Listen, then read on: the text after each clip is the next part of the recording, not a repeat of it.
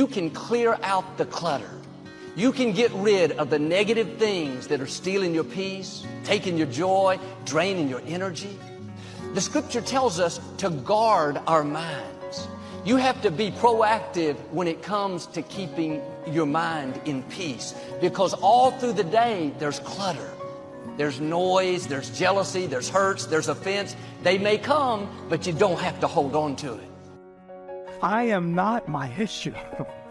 See, you've been going through what you've been going through so long, you think the issue is you. But you can stop it with a thought. I mean right now, the darkness that has overwhelmed you, you can stop it with a thought. We've all had times where something didn't work out. We didn't get the promotion, the loan didn't go through, a relationship didn't make it. We did our best, we prayed, we believed, but the door didn't open. But God wouldn't have allowed the door to close if it was going to keep you from your destiny. We may not see how it could work out, but God hasn't run out of options. He's not at a loss at how to turn your situation around. I don't know you by those things that you identify yourself by. Leave that out. Stop introducing yourself to the next season of your life with the resume of your regrets from the last time. Leave it out.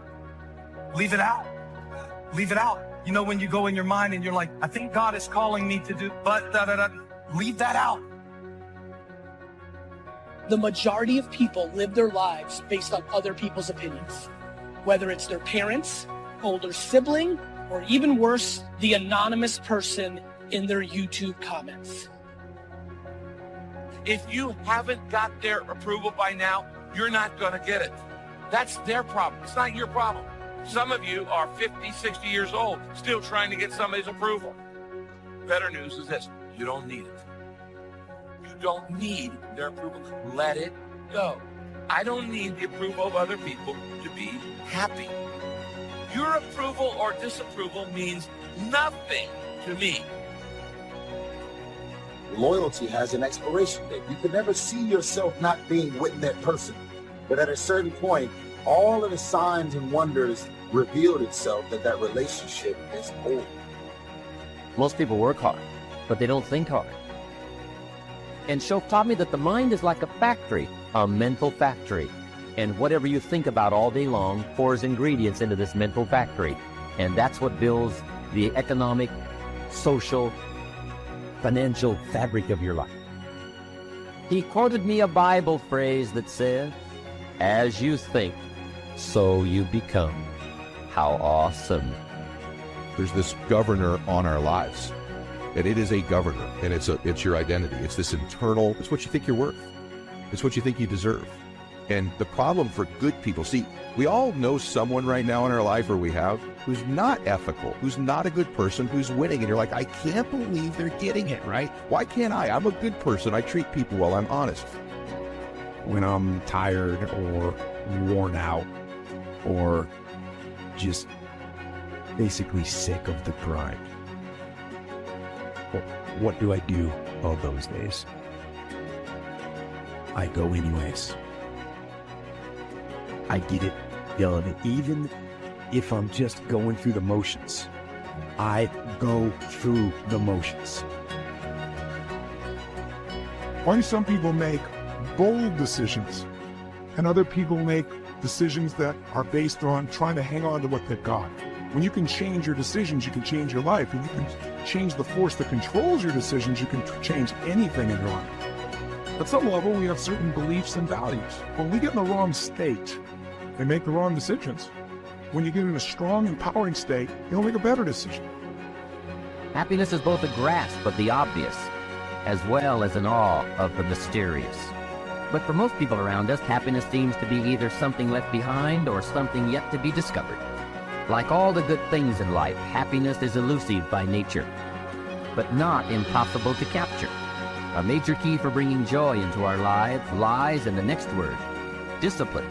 If there is a magic word that stands out above all the rest, this is the one: discipline. Why sit here until we die. See, the only thing that will move you out of your comfort zone, out of complacency, into the things that only God can do for you. This is what the Lord told me to tell you. He said the only thing that will get you there is hunger. It's the only thing that lifted them out of their self-pity was hunger. It's all about the intent in what you're about to do. How do I stop feeling so insecure? You gotta work on it. What you need to build a skill in, if you feel like you're a very insecure person that's seeking validation from other people's attention, is you got to learn how to validate yourself. And there's a couple simple habits that I engage in. I call them the high five habits. Just think about a high five. When you give someone a high five, you validate them. When you give someone a high five, you cheer them on. Each fundamental being equally in need of study and attention. A good question to ask before undertaking any project or setting any new objective, then, is what are the most important half-dozen things that will make the major difference in how it works out? So whether the enterprise is art or architecture, music or sculpture, mathematics or sports, business or farming, success or lifestyle, it's the fundamentals that count. Misery loves company, but people go so far. When you're miserable and you're a negative person, you go very far to create misery and negativity in other people's lives. So I've learned to laugh. Some of it doesn't feel good to receive it, but I've learned to laugh at it because you understand that people have a job to do. Haters, being a hater is a full-time job. Being a miserable person who has a job to create misery for other people's lives is a full-time job. I mean, who wants to be unemployed? There are some folks in it that will just hate you because God likes you. You don't have to do anything to them. You don't have to mess up anything. You don't have to start a fight. They don't even have to know you. Most of my haters have never met me. I couldn't have done nothing to you because I don't even know you. How you gonna hate me and you don't even know me? Give me a chance to earn your hate. I just want to talk to you about haters for a second, because we all got them. Everybody got haters. I didn't even know I had these many haters. Till I go on the internet, there they are. They just waiting on me. They don't even know me. They don't know you. They just be saying stuff. You don't even know where it come from. That's why we have good and we have evil. And at the same time, what I have an appreciation about is if you're online or if you run into somebody and they just so happens to be a hater and they end up saying something to you that will actually change your life and make you a better person. You may not like the way they're saying it, but if they're saying something that's the truth that could actually impact you and make a difference, then you're supposed to remain a student of life, to learn, even if what you're learning is coming from a hater. Take the lesson from it, grow, mature, understand it, process, and then make the adjustments, and then you keep it moving. Understand that haters have a job. Process it, understand it. It balances our world. The possession of great financial resources that improves the quality of your life and gives you added dignity and expanded lifestyle. So decide for yourself what wealth means to you. Latch on to your own mental image of wealth. And let's see if the ideas I'm about to bring to you will make sense and perhaps provide you with the inspiration to put the plan into high action so that as the days pass, you will discover a growing sense of freedom and dignity. We want you to have that joy when you don't have anything in particular to be joyful about. And joy is not always extreme hilarity and laughing as hard as you can laugh. I love one of the definitions of peace and joy, a calm delight. Yeah, yesterday afternoon I took a little nap to rest a little, but I had this thought. I said, I just love my life. And that's such a wonderful feeling because for so many years, I didn't like life. During safe and secure times when you want to do something a little different, people say, wait, what are you doing? We've already figured out how to be successful, which you haven't, but you think you have. But during times when you're in the deepest valley and it's the darkest, people will let you test. In fact, they're willing to test. They're just throwing mud on the wall saying, what's going to stick? What will work? So there's never been a better testing time than right now. I would ask you to think about what you're going to do in the first 5 minutes of your day. Do not begin your day by picking up your phone. Do not begin your day by reading the news. Do not begin your day by turning on the TV or the radio. None of those things are going to feed your soul. You need to feed your soul first. So I want to recommend that you start a new habit during this pandemic that I guarantee you will help recharge you every day. It's called God's Word First Word. The next key word is happiness, the universal quest. Happiness is a joy that most often comes as a result of positive activity. Like wealth, it too has a wide variety of meanings and interpretations. Happiness is both the joy of discovery and the joy of knowing. It is a result of an awareness of the full range of life, the color, the sound.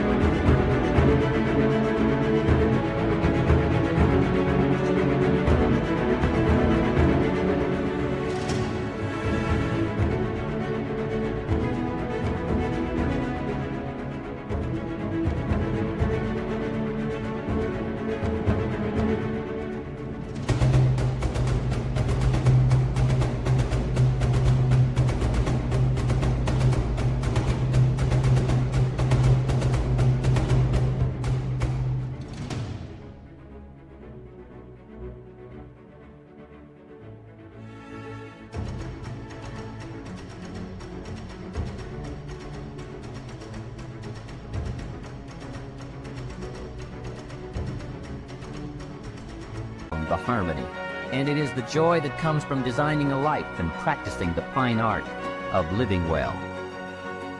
So there's always stuff going on in life. There's always the storm. It's one thing to stand up here and preach it. It's another thing for you to sit and listen to it, but we got to go out and live it. Live it. And most of the time, whatever I preach, I'm tested on, and most of the time, whatever you hear. Anybody ever notice that? You'll be tested on.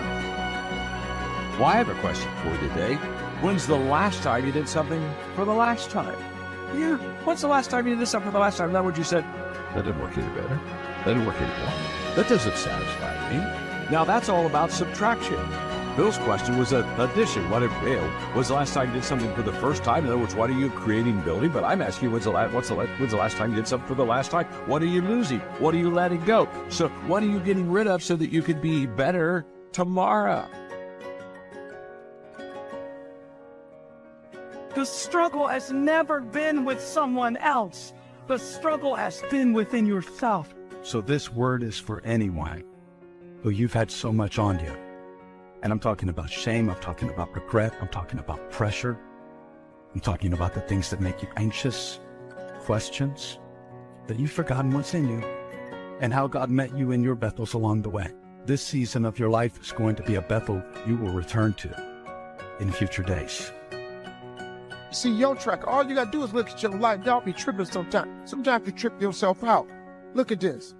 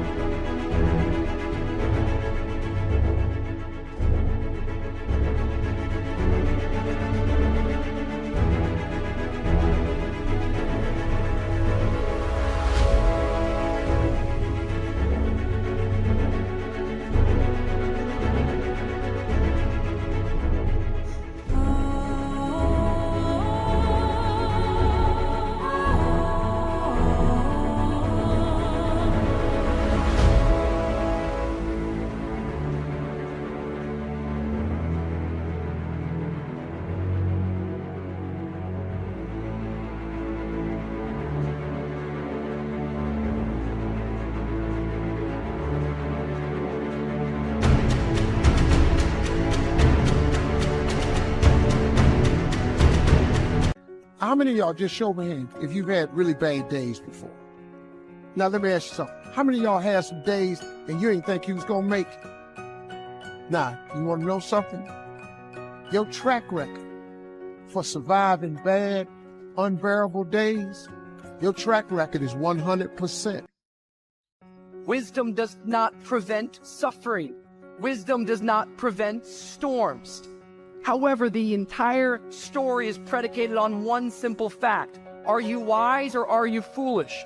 How do you know which one you are? It simply comes down to the foundation you choose to build on. That a wise person chooses to build on solid rock that withstands the storm, but a foolish person builds their house on sand, which always crumbles in the storm.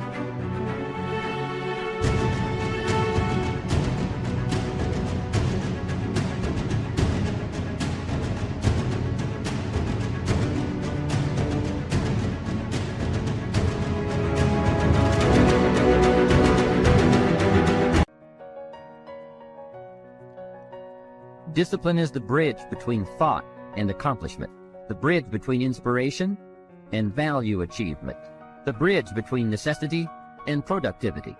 Remember, all good things are upstream. The passing of time takes us adrifting, and drifting only brings us the negative, the disastrous, the disappointment, and the failure. Failure is not a cataclysmic event. It is not generally the result of one major incident, but rather a long list of accumulated little failings. For several years, I gave myself a way out. When you were I was 300 pounds, and I was only until I was 24 years old. I would climb a mountain, I'd fall back down. I start climbing, I fall back down for the first 24 years of my life. I went to my first Hell Week, my second Hell Week, and then my third Hell Week came in SEAL training, and the CEO, Captain Bowen, looked at me. I'm on crutches, I'm all jacked up. He says, "Hey, this is your last time you're gonna go through buds. Sit." The other thing that affects your decisions would be what I would call your story or your blueprint. We all have kind of a story about how our life is supposed to be. It comes from a set of life experiences, interpretations. Some people think life is all about getting theirs. Some people think life is about growing and contributing. Some people think life is about making judgments. Some people think life is about saving other people's lives. Some people think life is about being successful. Some people think God is the basis of everything. I came here to remind you that when people laugh at your visions and ideas, it's only because they don't have their own visions and ideas around what they're supposed to do with their life or their careers. People that don't have any dreams for themselves, they tend to be dream killers. People that don't have their own visions, they become vision killers. They want nothing more than to talk you out of your own visions. A lot of times when people interrupt you, they're managing their own anxiety, boredom, procrastination by coming to interrupt you. They're creating reasons to interrupt their own work or their own emotional state by coming and interrupting you. That's what I realized was happening. There's value in that detour. So adaptability is a huge word of maximizing your potential now so you can be sure to, seize the future tomorrow. The third word I gave was a little phrase, and that's open-handedness. And I taught in that lesson last week about the fact we're either closed-handed or we're open-handed. The truth is, some of you entered this crisis with nothing in your emotional tank and nothing in your spiritual tank. And you were already drained before this even happened. And you were the most vulnerable to distress.